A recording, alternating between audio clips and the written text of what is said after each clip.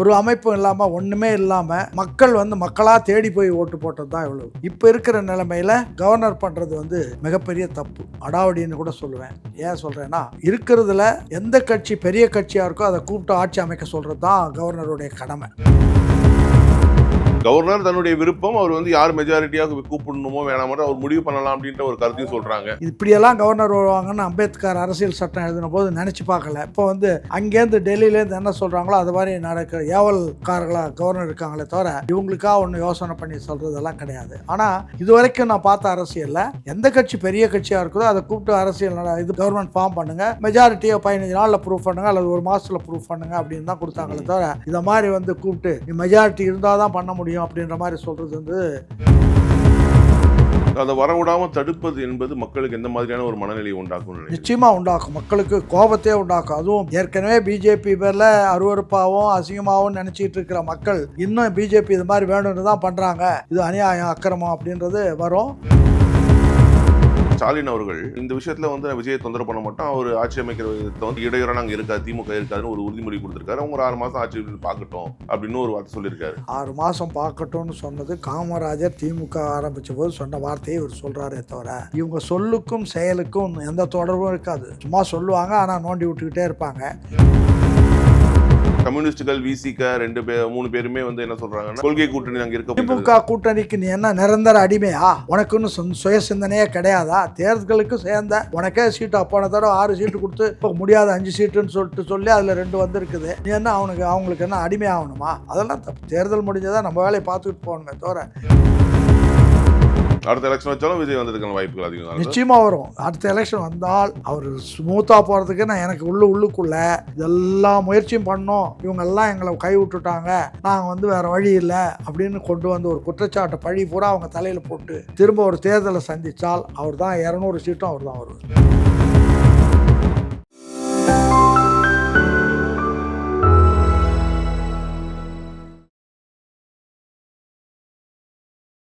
புரோக் நேயர்களுக்கு வணக்கம். இன்றைய சிறப்பு நேர்காணலில் நம்மளுடன் இணைந்திருப்பவர் அதிமுகவை சேர்ந்த முன்னாள் சட்டமன்ற உறுப்பினர் திரு திருச்சி சவுந்தரராஜன் அவர்கள். வணக்கம் சார். வணக்கம். வணக்கம் சார். ஒரு மூத்த அரசியல்வாதியா இன்றைய தேர்தல் முடிவுகளை எப்படி பார்க்குறீங்க? இன்றைய இருக்கக்கூடிய அதிமுக நிலைமை, அது ஒட்டி நிகழக்கூடிய விஷயங்கள் எல்லாம் எப்படி நீங்கள் உங்களுக்கு புரிஞ்சுக்கிறீங்க? இன்றைக்கு பாலிடிக்ஸாக இல்லை, ஜென்ரலாக பாலிடிக்ஸே தேட வேண்டியதாக இருக்குது. நான் 1952 அண்ணா கூட இருந்தேன். அண்ணா புதைச்ச அன்னைக்கே திமுகவினுடைய கொள்கைகளையும் சேர்த்து புதைச்சாச்சு. அதுக்கு பிறகு இருக்கிறது பெயர் பலகை இருக்குது, பாக்கியெல்லாம் தொழில் ரீதியாக ஊழல் லஞ்சத்துக்கு எல்லாம் ஏற்ற மாதிரி கட்சி அமைப்புகள் கூட எதுவுமே ஒன்றுமே இல்லை, வெறும் போர்டு, பாக்கியெல்லாம் போயிடுச்சு. அதே தான் அதிமுகவிலையும் கருணாநிதி இப்படி பண்ணிட்டாருன்னு சொல்லிட்டு கருணாநிதிக்கும் எம்ஜிஆருக்கும் ஏற்பட்ட அந்த தகராறில் திரும்ப ஒரு கட்சி உருவான போது ஆரம்பத்தில் நல்லா தான் வந்தது. ஆனால் ஜெயலலிதா வந்தபோது நான்லாம் கடுமையாக போய் எம்ஜிஆரோட சண்டை போட்டேன். இது பெரியார் இயக்கம்னு சொன்னீங்க, அண்ணா இயக்கம்னு சொன்னீங்க, இன்றைக்கி யாரையோ கொண்டாடுறீங்க, உங்களுக்கு தேவையானவன் தான் நீங்கள் தனியாக வச்சுக்கோங்க, எங்கள் தலையில் ஏற்றக்கூடாது, நாங்கள் பெரியாரை தலைவராக ஏற்றுக்கொண்டோம், அண்ணாவை தலைவராக ஏற்றுக்கொண்டோம், அதனால் இதெல்லாம் சரியாக வராதுன்னு சண்டை போட்டு வந்தேன். அப்போயே சொல்லிட்டு வந்தேன், இதனாலே உங்களுக்கு எதிர்காலத்தில் கெட்ட பேர் வரும், கேவலம் வரும், எல்லாமே வரும்னு. அதே மாதிரி அவர் இறக்குற போது ஒரு 15 நாளைக்கு முன்னாடி அவர் அறிக்கை விட்டார், நான் வாழ்க்கையில் பண்ண பெரிய தப்பை ஜெயலலிதாவை கொண்டு வரம்பு மாரி அதிகாரம் கொடுத்து பண்ணதெல்லாம் தவறாக போச்சு, யாரும் அவரோட தொடர்பு கொள்ளக்கூடாது அப்படின்ற மாதிரி ஒரு அறிக்கை அண்ணா பத்திரிகையிலே கொடுத்தாரு. அதுவும் நான் ஒரு பேட்டியில் காட்டியிருக்கேன், அதாவது அந்த கட்டிங்ஸை காட்டியிருக்கேன். இதுதான் நிலைமை. ஆக பாலிடிக்ஸ் 69க்கு பிறகு கம்ப்ளீட்டாக பாலிடிக்ஸ் இல்லை, கமர்ஷியலாக கொள்ளை கூட்டமாக மாறி போச்சு. கட்சியினுடைய தொண்டர்கள் என்பவர்கள் கட்சியினுடைய உயிர் நாடிகளாக அண்ணா வச்சுருந்தார். தொண்டர்களை இவங்கெல்லாம் கூலிக்காரர்களாக மாறிட்டாங்க. அரசியல் எப்படி போயிடுச்சுன்னா, மேல் தளத்தில் ஒரு 100 பேர் 50 பேர் இருப்பாங்க, மக்கள் தனியாக நிற்கிறாங்க, தொண்டர்கள் தனியாக இருக்கிறாங்க. தொண்டர்கள் எப்போயாச்சும் உங்களுக்கு வேலைக்கு தேவைப்பட்டால் அவங்களுக்கு கூலி கொடுத்தா வேலை செய்கிற மாதிரி கூலிக்காரர்களாக மாற்றி விட்டார். இதுதான் நிலைமை. இதெல்லாம் அரசியலும் இல்லை, ஜனநாயகமும் இல்லை. பணம் கொடுத்து வெற்றி பெற்றுலான்னு நினைக்கிறாங்க. அதுவும் இந்த தேர்தலில் பணத்தை அள்ளி கொட்டினாங்க, அளவுக்கு மீறி அள்ளி கொட்டினாங்க. ஆனால் ஒன்றும் இல்லை, இதெல்லாம் கொட்டாமல் இருந்திருந்தால் சைபராக கூட போயிருக்கலாம். அதுதான் உண்மையான நிலைமை. இந்த நாடு இப்போ சமீப காலமாக எங்களை மாதிரி, எனக்கு இப்பொழுது 88 வயதாகுது, நான் பார்த்த அரசியலில் இது மாதிரி ஒரு மோசமான காலகட்டம் தமிழ்நாட்டில் இதுக்கு முன்னாடி காமராஜர் காலத்துலையோ அண்ணா காலத்துலையெல்லாம் கிடையாது, எதுவுமே கிடையாது. ரொம்ப கரெக்டாக பொது வாழ்க்கை வருகிறவர்கள் தூய்மையாக நேர்மையாக ஒழுங்காக இருக்கணுன்றதான் வச்சுருந்தாங்க. பொது வாழ்க்கையில் கொள்ளை அடிக்கலான்ற தியரி அதுக்கு பிறகு தான் மாறுச்சு. இப்போ மக்கள்லாம் வந்து வெறுத்து போயிருந்தாங்க. திமுக விட்டா அதிமுக, அதிமுக விட்டா திமுக அப்படின்ற ஒரு நிலைமை இருந்தது. இப்போ சாதாரண கட்சிக்காரனை கூப்பிட்டு நான் கேட்டால், எல்லா கட்சியிலையும் எனக்கு நண்பர்கள் இருக்காங்க, கூப்பிட்டு கேட்டால் சொல்லுவான், என்னப்பா உன் கட்சியில் இப்படியெல்லாம் நடக்குதுடானா, என்னென்ன பண்ணுறது, வேறு யார் இருக்கா, ஒன்றும் இல்லை அப்படின்னா. பின்ன வேறு யாரும் இல்லைன்னா தப்பு நடக்கிற இடத்துல நீ ஏன் இருக்கிற, வெளியில் வந்துடுறேன் அப்படின்னா, வெளியில் வந்தால் நான் தனிமைப்பட்டு போயிடுவேன், எனக்கு வந்து சிக்கல் வரும், அதனால் கூட்டத்தோடு இருந்துகிட்டு இருக்கிறேன், அவ்வளோதான். ஆனால் பழைய மாதிரி நாங்கள்லாம் இல்லை அப்படின்ற மாதிரி ஒரு உணர்வை அவங்க சொல்கிறாங்க. அப்படிப்பட்ட காலகட்டத்தில் யார் வருவா அப்படின்னு எல்லாரும் ஏங்கிக்கிட்டு இருக்கும்போது யாரோ ஒருத்தர் வந்தார். அவருக்குன்னு ஒரு செல்வாக்கு இருக்குது. அதோடு வந்து இந்த 2 இயக்கங்களின் மேலேயும் வெறுப்புற்ற மக்கள் இப்போ வந்து வேகமாக அந்த விஜயை நாடி போயிட்டுருக்குறாங்க. அதை தான் இந்த நிலையில் பாலிடிக்ஸ் அது பண்ணியிருக்கு. அவர் ஒழுங்காக பண்ணாருன்னா நல்லா வரும். ஆனால் என்னன்னா, அவர் பாலிடிக்ஸ் வரேன்னு சொன்னதுலேருந்து இப்போ எம்ஜிஆர் கட்சி ஆரம்பித்த போது எல்லாரையும் கூப்பிட்டுக்கிட்டாரு, மக்கள் எல்லாம் சந்தித்தார், தொண்டர்களை சந்தித்தார். தினம் ஒரு நாளைக்கு குறைஞ்சது ஒரு 500 கூட்டங்களாச்சும் தமிழ்நாடு பூராவும் நடக்கும். அப்படியெல்லாம் ஒரு பிரச்சாரம் நடந்து கட்டமைப்புகள்லாம் ஒழுங்காக பண்ணாங்க. இப்போ இவங்க அது மாதிரி பண்ணலை. ஆனாலும் ஒரு அமைப்பும் இல்லாமல், ஒன்றுமே இல்லாமல் மக்கள் வந்து மக்களாக தேடி போய் ஓட்டு போட்டது தான் இவ்வளவு. ஒழுங்காக அமைச்சிருந்தால் குறைஞ்சது என்னுடைய கணக்குப்படி 180 இடங்கள் விஜய்க்கு வந்திருக்கணும். வரும், கண்டிப்பாக வரும். 1971 184 இடம் வந்தது திமுக. அது எப்படின்றது வரலாறு, வேறு வரலாறு.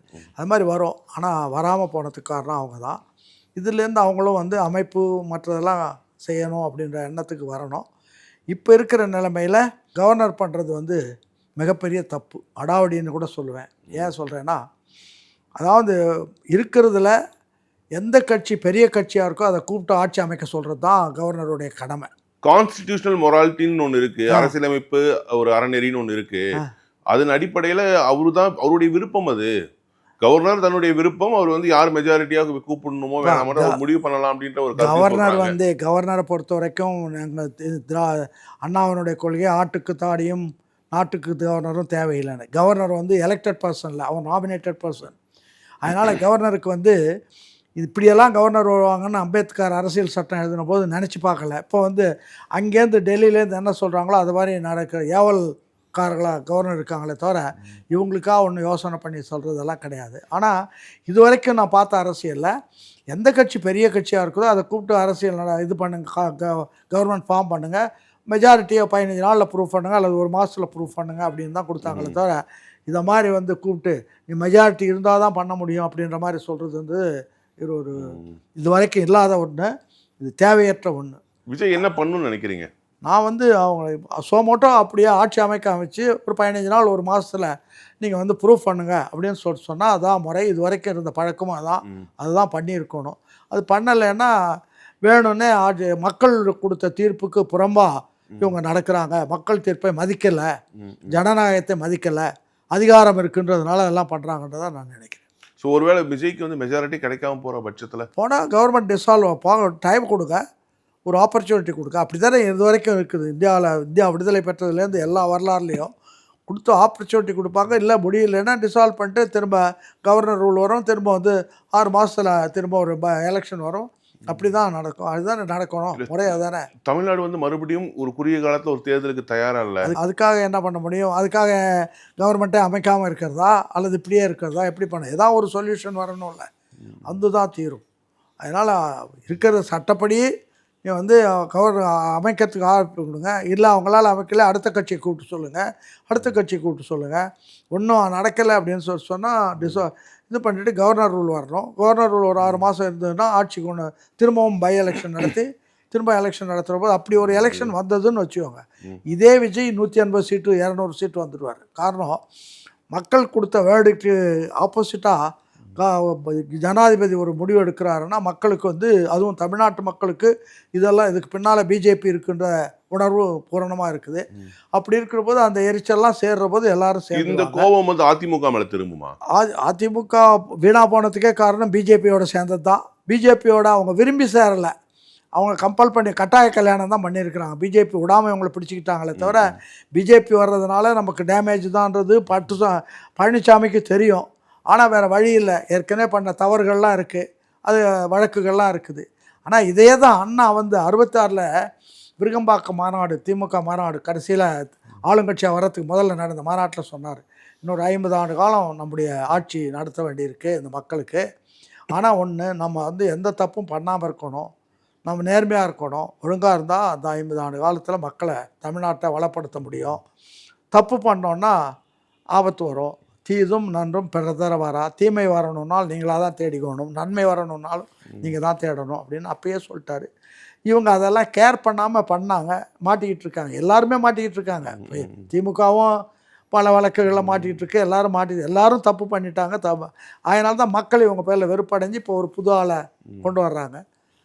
வரட்டும், என்ன பண்ணுறாங்க, அதை வரவிடாமல் தடுப்பது என்பது மக்களுக்கு எந்த மாதிரியான ஒரு மனநிலையை உண்டாக்கும்? நிச்சயமாக உண்டாக்கும், மக்களுக்கு கோபத்தையே உண்டாக்கும். அதுவும் இந்த ஏற்கனவே பிஜேபி பேரில் அருவருப்பாகவும் அசிங்கமாகவும் நினச்சிக்கிட்டு இருக்கிற மக்கள் இன்னும் பிஜேபி இது மாதிரி வேணும்னு தான் பண்ணுறாங்க, இது அநியாயம் அக்கிரமம் அப்படின்றது வரும்.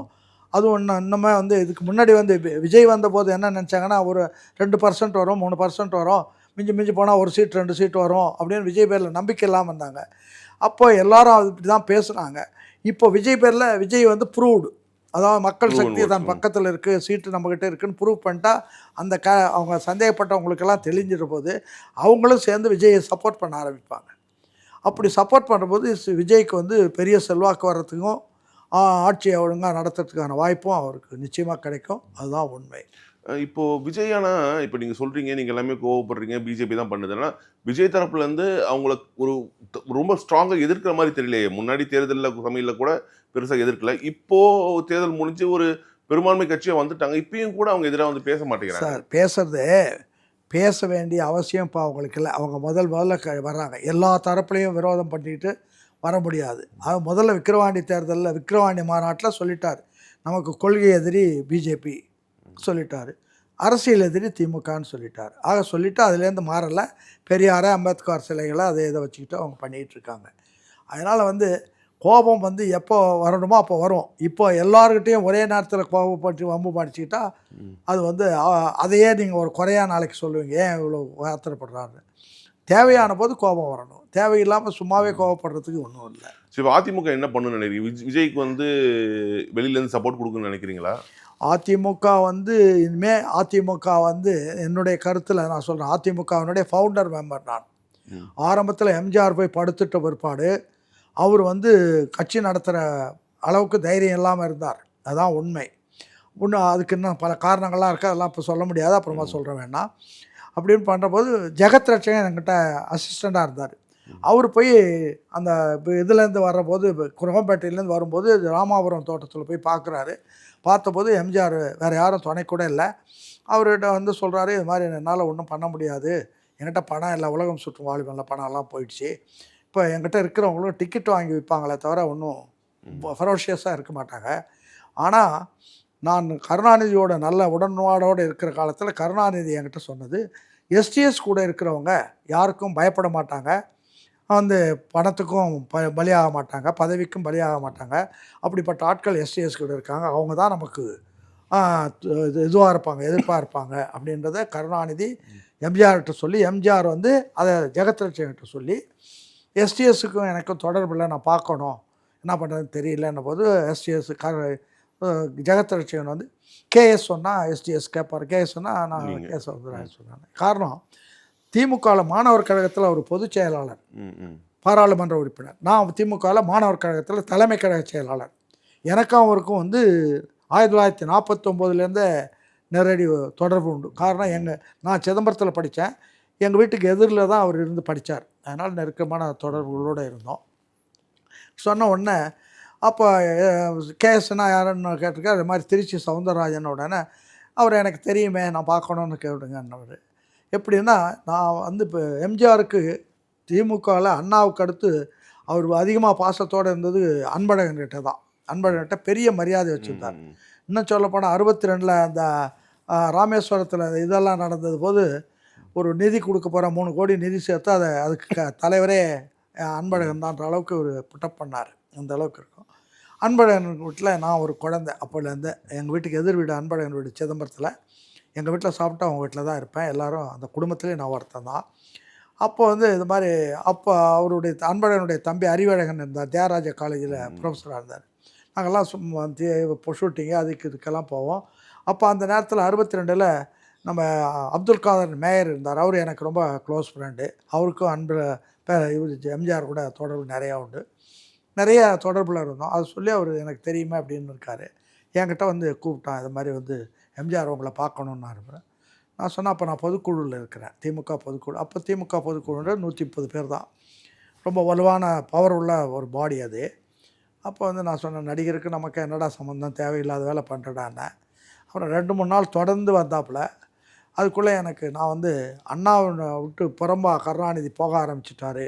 சாராய கடைகளை திறந்துட்டார், லஞ்ச ஊழல் பெருகிடுச்சு, சட்டம் ஒழுங்கு இல்லாமல் போயிடுச்சு, இதெல்லாம் திமுக கொள்கைகளுக்கு முரணாக போயிட்டார் அப்படின்றனால, சரி நான் போய் எம்ஜிஆரோட போய் எம்ஜிஆரை வச்சு கருணாநிதி ஒழித்து அண்ணாவினுடைய ஆட்சி கொண்டு வருவோம் அப்படின்னு போனேன்.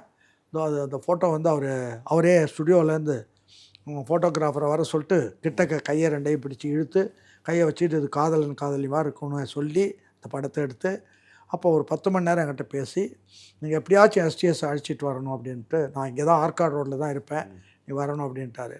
இரவு 10 மத்தியானம் 2 மணிக்கு போனால் 10 மணிக்கு தான் விட்டார். 10 மணிக்கு பிறகு அப்போ எஸ்டிஎஸ் நந்தனத்தில் இருந்தார். அவரை போய் பார்க்கறதுக்கு போனால், அங்கே போனால் சேடப்பட்டி முத்தையா, ஆமா பரமசிவம், ராஜன் செல்லப்பா, செஞ்சி ராமச்சந்திரன், இவங்கெல்லாம் இங்கே தான் கீழே மணல் கொட்டியிருக்காங்க, இங்கே படுத்திருப்பாங்க. எங்கேப்பா அண்ணா உள்ளே படுத்திருக்காருன்னு போய் எழுப்பி கூப்பிட்டேன். எம்ஜிஆர் உங்களை பார்க்கணுன்னாரு. என்னையா தப்பு பண்ணுறடே, நடிகருக்கு நமக்கு என்னத்துக்கு வம்பு பண்ணுறேன்னா. நான் சொன்னேன், கருணாநிதி நம்மளையும் ஒழிச்சு கட்சியும் ஒழிச்சு நாட்டையும் ஒழிக்க போகிறாரு, வாங்க மயிரை கட்டி மலை எழுப்போம், வந்தால் மலை போனால் மயிர் அப்படின்னு சொன்னேன். அப்படியா சொல்கிறேன், அப்போனா ஒரு 2 நாள் டைம் கூட, நான் தமிழ்நாடு அப்போ எம்பியாக இருந்தார், தமிழ்நாடு பூரா நான் போயிட்டு வந்துடுறேன் அப்படின்னாரு. சரி நான் வந்து இவர் எந்த நேரம் ஆனாலும் நான் இங்கே தான் இருப்பேன்ட்டார் எம்ஜிஆர். அதனால் ஆர்காட் ரோடுக்கு வந்த போது பணி 12, இந்த மாதிரி 2 நாளில் எம்ஜிஆர் எஸ்டிஎஸ் வரேன்னார் அப்படின்னாரு.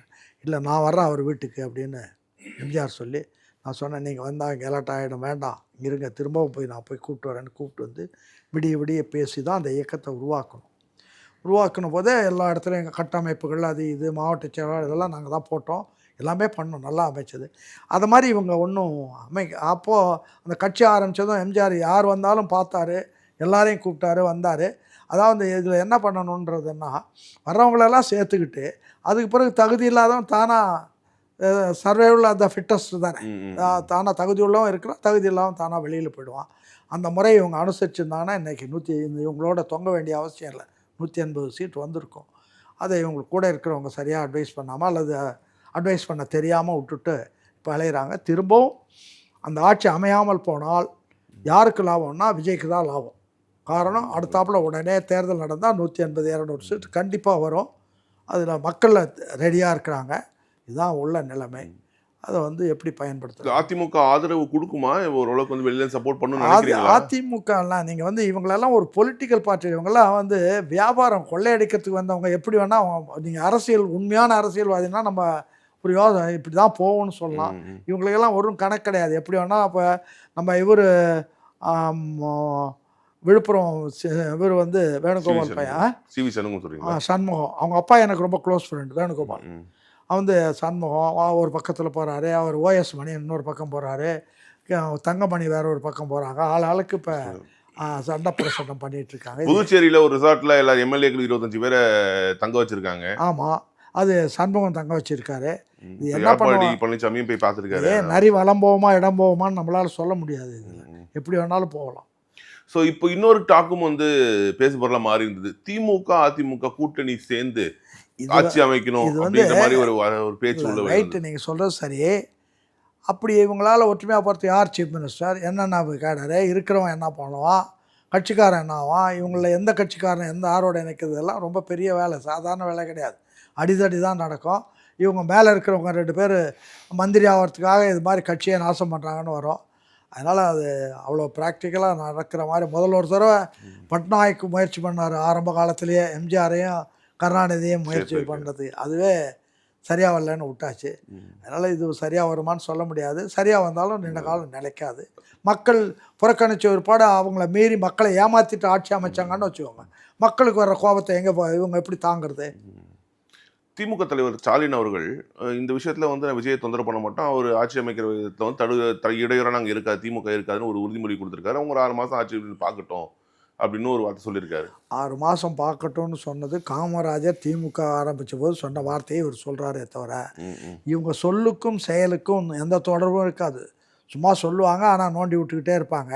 இப்போ காங்கிரஸ்காரங்க முதல்ல வந்து வேண்டாம், இது வேணாம், விஜயோட போய் சேர்றன்ற போது தகராறு பண்ணி அது பண்ணி இது பண்ணி கடைசியில் அவங்க போகிற மாதிரி வர்றபோது அந்த பார்ட்டியை உடைக்கிறதுக்கே தயாரானவர் ஒரு பார்ட்டியை. இதுக்கு முன்னாடி முன் உதாரணம் இருக்குது. அதாவது முஸ்லீம் லீக்கை 2ஆக உடைச்சவர் கருணாநிதி.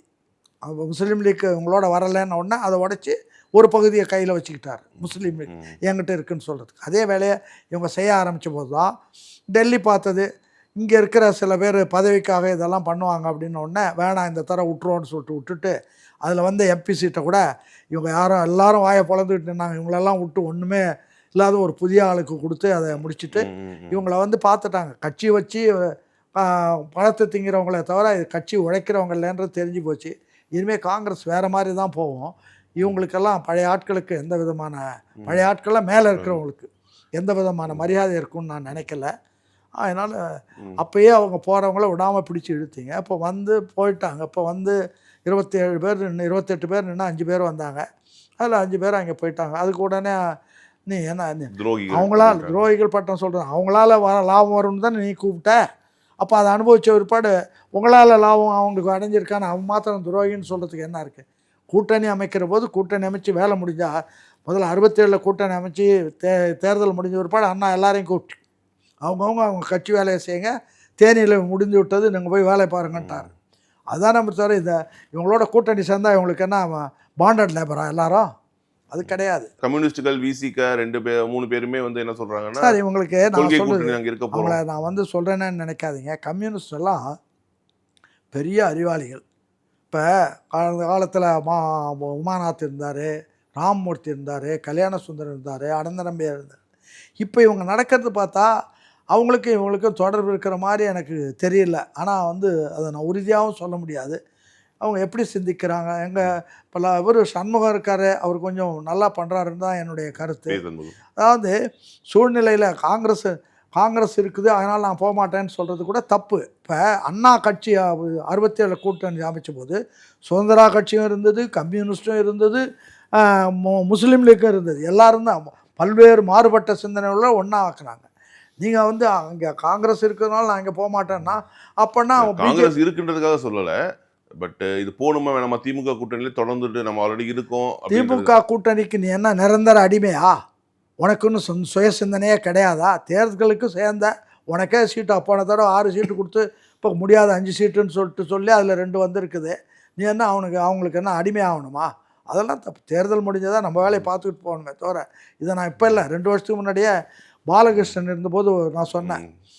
அவர் எனக்கு ரொம்ப வேண்டியவர், சிதம்பரத்துக்காரர் ரொம்ப வேண்டியவர். அவர்கிட்ட சொன்னேன், என்னங்க நீங்கள் கம்யூனிஸ்ட் பார்ட்டி அவங்க கட்சி வேலை செய்யாமல் அவங்களோட கூட்டணி தர்மன்றீங்களா? என்ன தர்மம் வாங்கிட்டா உட்காந்துருக்கீங்க?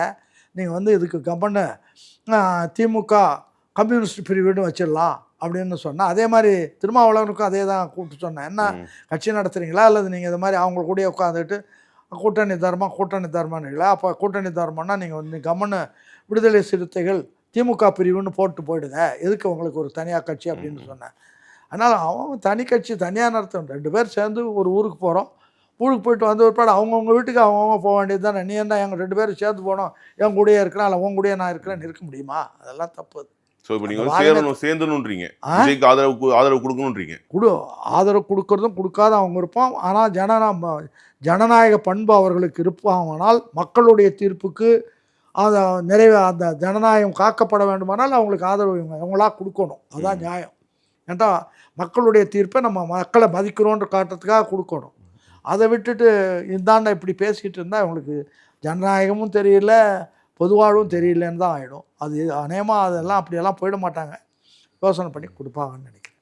ஸோ இந்த காலகட்டத்தில் இன்றைக்கி இருக்கக்கூடிய சூழல் என்பது அரசியல் சூழல் என்பது தொங்கு சட்டசபை அப்படின்னும் போது விஜயால இவங்களெல்லாம் வச்சுக்கிட்டு ஒரு லாங் ஸ்டாண்டிங் ஒரு ஸ்டேபிளான கவர்மெண்ட்டை கொடுத்துட முடியுமா? இல்லை, இப்போ 2 கட்சியிலையும் இருக்கிறவங்க எல்லாரும் சின்சியராக அவங்க தலைமைக்கு இல்லை. முதல்ல அதை ஞாபகத்தில் வச்சுக்கோங்க. 2 கட்சியிலையும் இருக்கிறவங்க சின்சியராக இல்லை. இவங்க கொடுத்தாங்க, போனாங்க, வந்தாங்க, அவங்களால கொடுக்க முடிஞ்சது கொடுத்தாங்க, சீட்டு ஜெயித்தாங்க. அதுக்கு பிறகு அவங்களோட தான் இருக்கணுன்ற எண்ணத்தில் இருக்கிறவங்க பல பேர் கிடையாது. அதனால் நீ ஆட்சி அமைச்சு கொஞ்சம் தூரம் போனால் நிச்சயமாக பல்வேறு சூழ்நிலைகள் மாறுற போது அவங்களோட கண்டினியூ. ஏன் 96 சீட்டு வச்சுக்கிட்டு கருணாநிதி ஆட்சி நடத்திக்கிட்டே இருந்தார், அதுக்கு என்ன சொல்ல போகிறீங்க?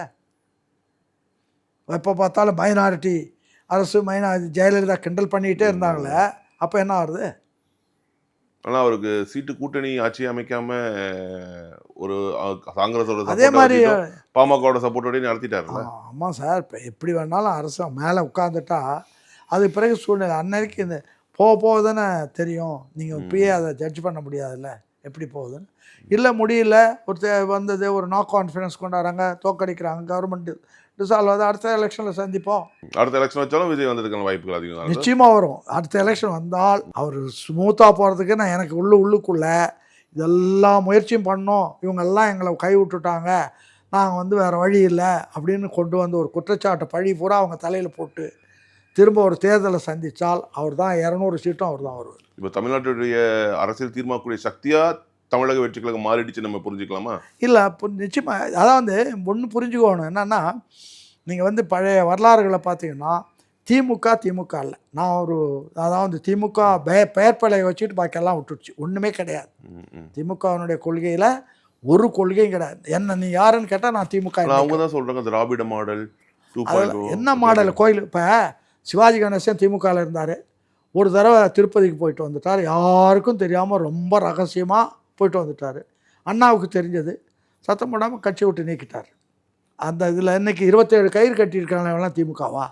திராவிட இயக்கம் ஆரம்பித்த போது அண்ணா என்ன சொன்னாருன்னா, உழைக்க வருகிறவர்கள் வாருங்கள், பிழைக்க வருகிறவர்கள் வராதீர்கள்னு முதல்ல பேசுனார் அண்ணா. கட்சி திமுகவும் திகாவும் இரட்டை குழல் துப்பாக்கி. திகாவினுடைய கொள்கை ஜாதி ஒழியணும், மதம் ஒழியணும், கடவுள் ஒழியணும், காந்தி ஒழியணும், காங்கிரஸ் ஒழியணும். இதுதான் ரெண்டும் தான் எங்கள் அதே கொள்கையெல்லாம், இரண்டும் இரட்டை குழல் துப்பாக்கினார். அதுவாக இருக்கப்ப ஒன்றும் இல்லை, கோயிலாக போகிறானுங்க, பட்டை அடிச்சுக்கு வரான், மொட்டை அடிக்கிறான், காவடி தூக்குறான், நெருப்பில் இறங்குறான், எல்லா வேலையும் பண்ணான். இவங்களுக்கு என்ன கொள்கை இருக்குதுன்னு அர்த்தம்? உண்மையாக கொள்கை இருக்குன்னா நீ நியாயமாக நேர்மையாக ஒழுங்காக பொது வாழ்க்கை வந்தோம், பொது வாழ்க்கை தொண்டனாக நீ இருக்கணும். அதுதான் பொது வாழ்வு. அது இல்லைன்னா தப்பு. அது மிக்க நன்றி சார். ஒரு நேரம் உங்களுடைய டைமை கொடுத்து பல்வேறு விஷயங்கள் ரொம்ப தெளிவாக விளக்குறீங்க. மிக்க நன்றி. நல்லது, ரொம்ப மகிழ்ச்சி.